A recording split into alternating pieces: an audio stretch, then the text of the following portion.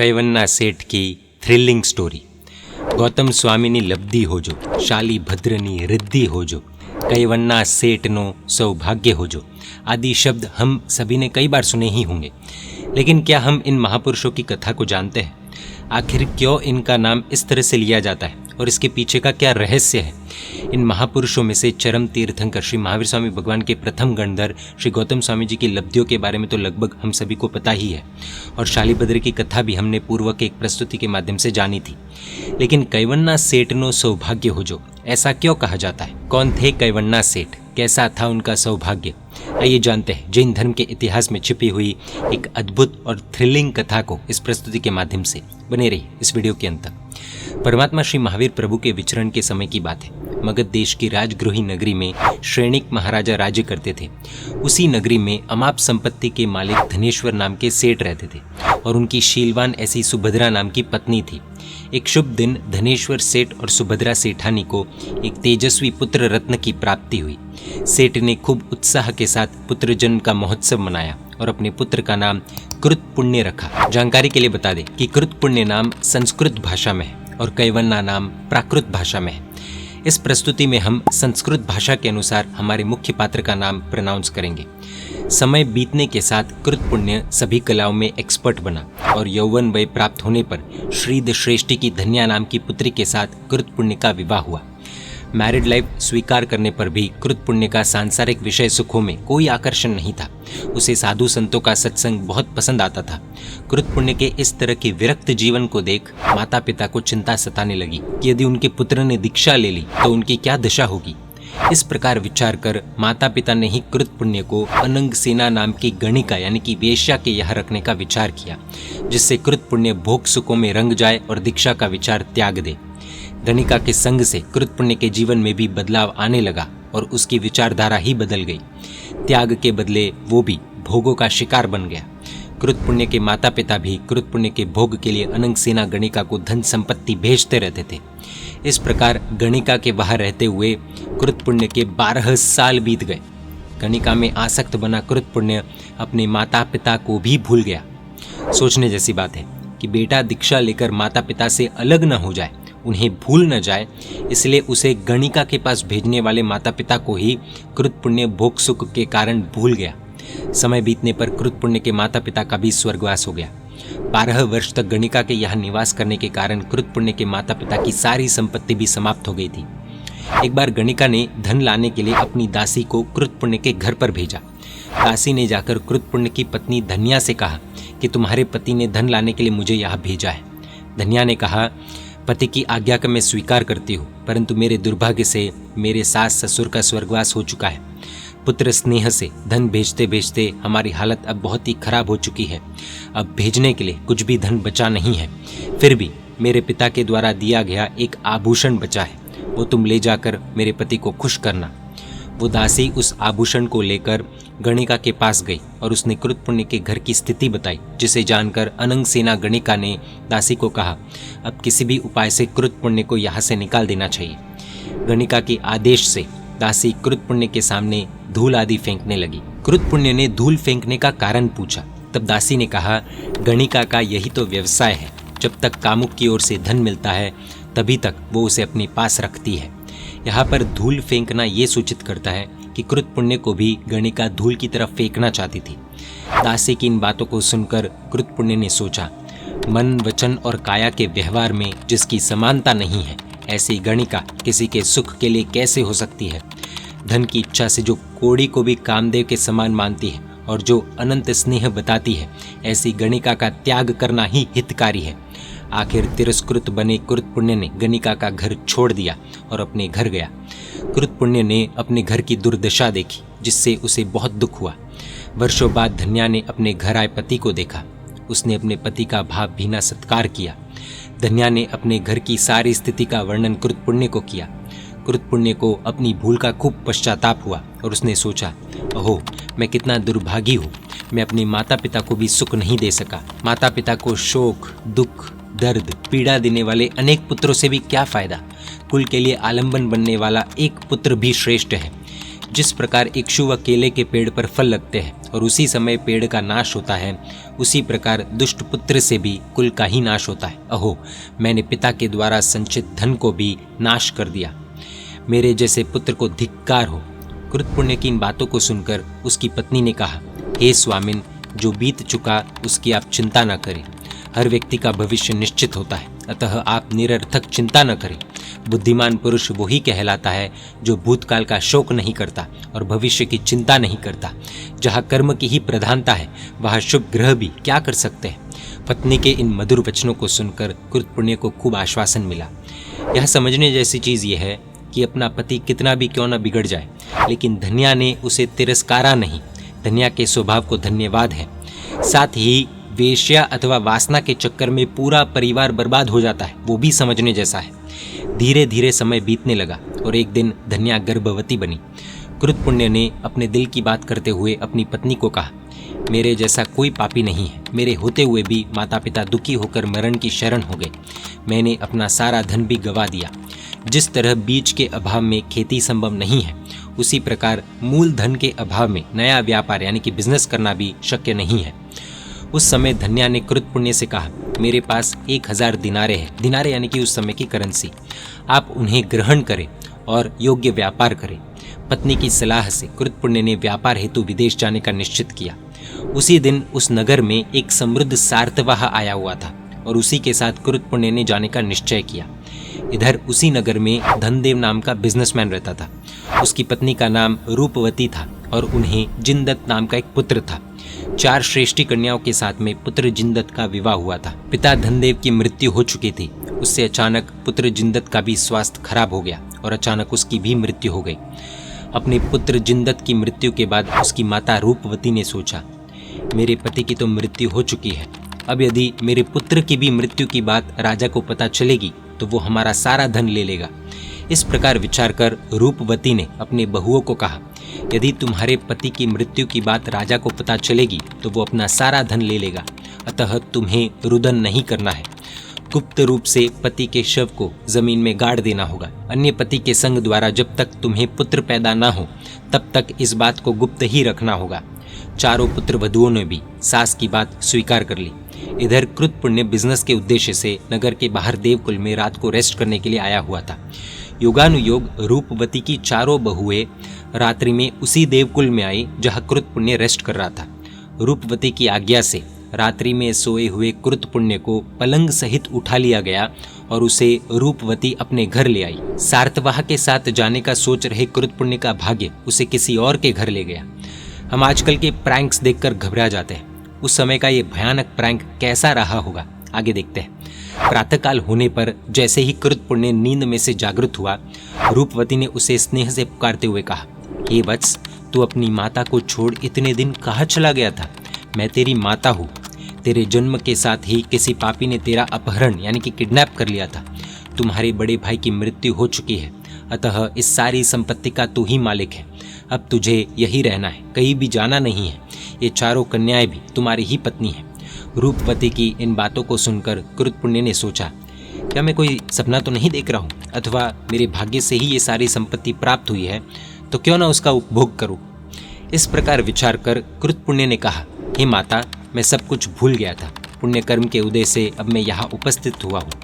अब मैं कहीं भी नहीं जाऊँगा और यही रहते हुए मैं तुम्हारी सब आज्ञाओं का पालन करूँगा।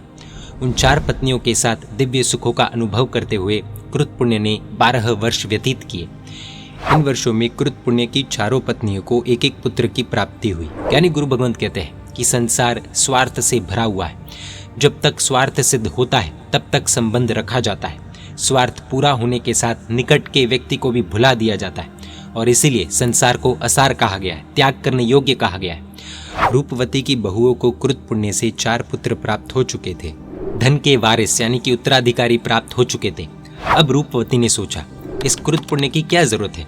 इस प्रकार सोचकर रूपवती ने अपने बहुओं को कहा, इस कृतपुण्य को जिस देवगृह में से उठाकर लाए थे वापस उसे पलंग सहित वहीं पर छोड़ दिया जाए। सास की बात बहुओं को पसंद नहीं आई। उनके हृदय में तो कृतपुण्य के प्रति उतना ही प्रेम था, परंतु सास के आगे कुछ भी बोलने की उनमें हिम्मत नहीं थी।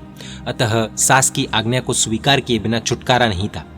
पुत्र वधुओं ने सास को विनती करते हुए कहा, माता, अपने यहाँ आए हुए मेहमान को खाली हाथ विदाई देना उचित नहीं है, अतः आपकी सहमति हो तो उन्हें भाता दिया जाए। सास ने कहा, जैसी तुम्हारी इच्छा। कृत पुण्य के प्रति गाढ़ राग होने से उन स्त्रियों ने कृत पुण्य को आर्थिक मदद करने के लक्ष्य से कुछ मोदक तैयार कराए और उन मोदकों के अंदर ही अमूल्य मणिरत्न यानी कि स्पेशल पावर्स वाले जेमस्टोन्स छिपा दिए गए। जिस समय रात्रि में कृत पुण्य पलंग पर सो रहा था, उसी रात्रि में पलंग सहित कृत पुण्य को उठाकर देव मंदिर में छोड़ दिया गया। चारों पत्नियां भी अपने पति को छोड़ने के लिए वहां आई थी। पलंग के साथ ही मोदक की थैली छोड़कर दुखी मन के साथ वे अपने भवन में लौट आई। 12 वर्ष पहले जो व्यक्ति व्यापार के लिए विदेश जा रहा था, वही व्यक्ति योगानुयोग उसी दिन उसी नगर में आ गया और वो व्यक्ति पहले की जगह पर ही रेस्ट करने आया हुआ था। उस व्यक्ति के आगमन को सुनकर कृत पुण्य की पहली पत्नी धन्या ने सोचा, इस व्यक्ति के साथ मेरे पति भी आए होंगे। इस प्रकार विचार कर वो अपने पति को लेने के लिए उसी यक्ष मंदिर में गई। वहां पर उसका पति उसी पलंग पर सोया हुआ था। प्रातःकाल होने पर कृत पुण्य जागृत हुआ और उसने अपनी आंखों के सामने अपनी एक्चुअल पत्नी धन्या को देखा। धन्या अपने पति को अपने घर ले आई और उसने कृत पुण्य से पूछा, आप क्या कमा कर लाए हो?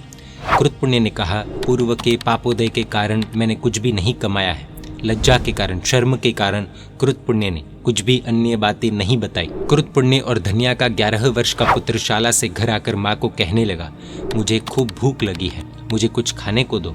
उसी समय कृत पुण्य के साथ भाते में आए 4 लड्डुओं में से एक लड्डू माँ ने अपने बेटे को खाने के लिए दे दिया। घर के बाहर दूर जाकर वो बच्चा लड्डू खाने लगा। लड्डू को तोड़ने पर उसमें से एक मणि निकला। उसने मणि को अपनी जेब में डाला और लड्डू खा लिया। वो बालक उसी मणि को लेकर कंदोई की दुकान पर गया। कंदोई यानी कि मिठाई बनाने वाला।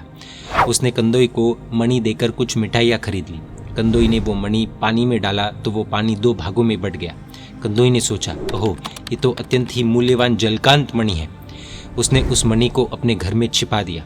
इधर श्रेनिक महाराजा का पट्टहस्ती यानी कि मेन हाथी पानी पीने के लिए किसी सरोवर में गया था। उसी समय किसी जलचर प्राणी ने यानी कि एक्वाटिक एनिमल ने उस हाथी को पकड़ लिया।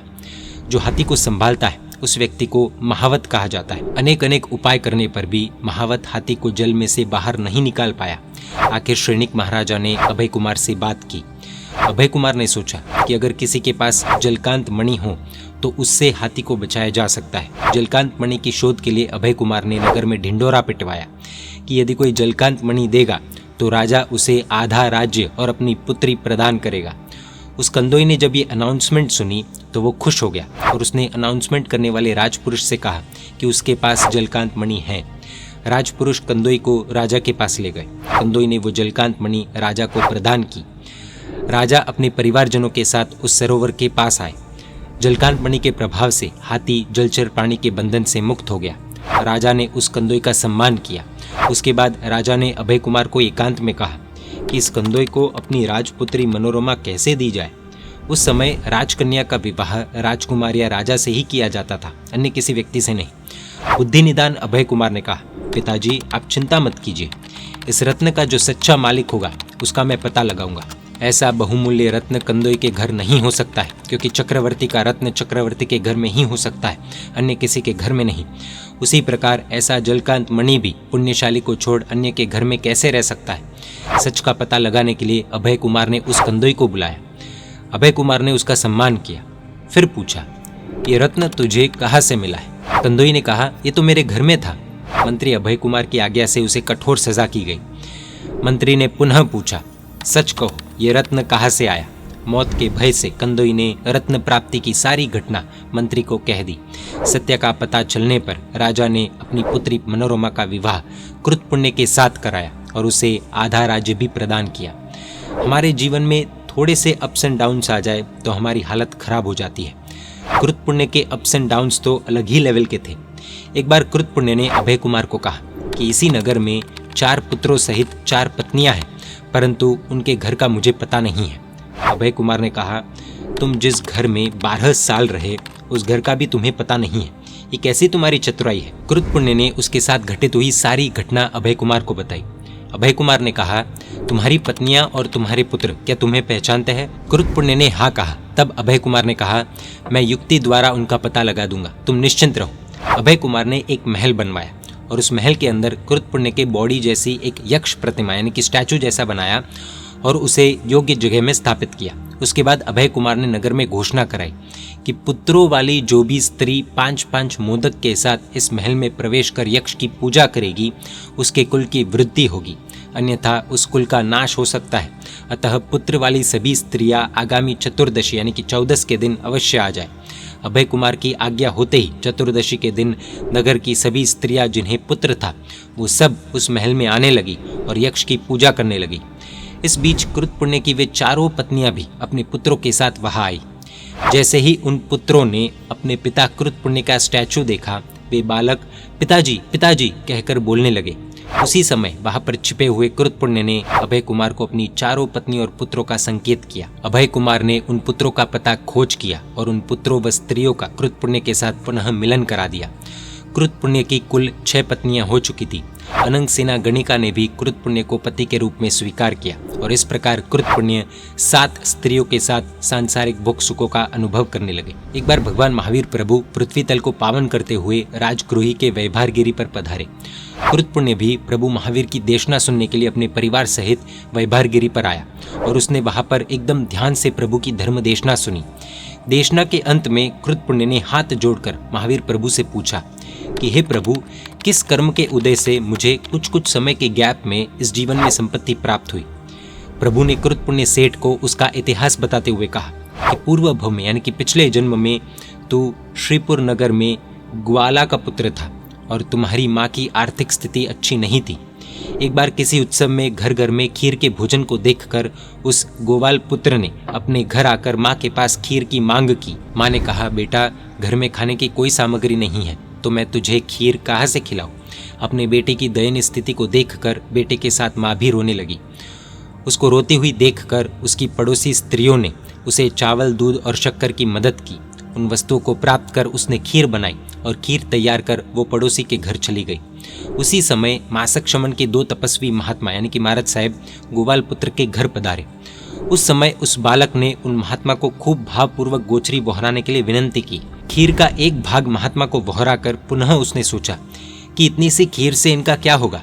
इस प्रकार विचार कर उसने पुनः थोड़ी सी खीर बहराई, फिर वापस विचार कर तीसरी बार खीर बहराई।